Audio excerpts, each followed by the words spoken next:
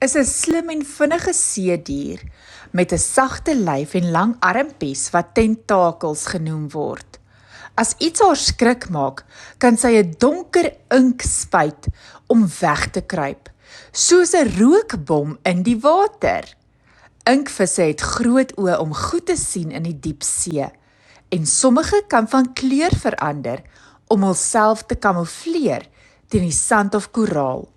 Hulle gebruik hul arms om te swem, kos te vang en soms om inkprentjies te maak as hulle baie kreatief is.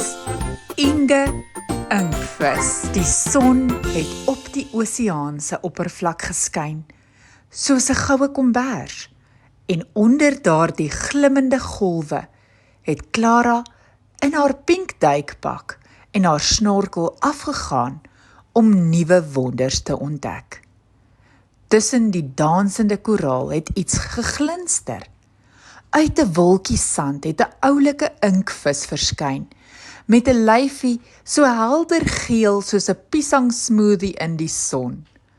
Haar oë was groot en vriendelik en haar tentakels het vrolik gewapper. "Hallo daar," het Clara gesê. "Ek's Inge," het die geel inkvis teruggegiggel. Clara was verras. Sy het nog nooit 'n inkvis gesien wat so sonlig in die water gelyk het nie. Inge het haar ink gebruik om sterretjies en glimlaggies te teken, helder teen die blou agtergrond.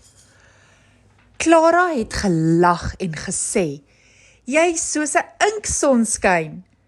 Saam het hulle ontdekkingstogte gedoen in die inkverligte grot, waar die mure gelyk het asof reënboë hul huise daar gebou het.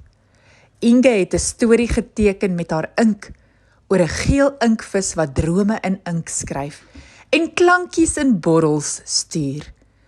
Clara het elke tekening vasgelê op haar onderwaterkamera en gesê, "Dis perfek vir ons nuwe boek Inge se sonink avonture." Toe dit tyd word om boontoe te gaan, het Inge 'n hartjie gespuit, helder geel met 'n pink rand, reg op Clara se duikmasker. "Ek ink jou as my storieskryfmaat," het sy gesê. Clara het vir Inge 'n hoë high five gegee met haar handskoen en toe boontoe geswem met haar hart vol lig en vriendskap.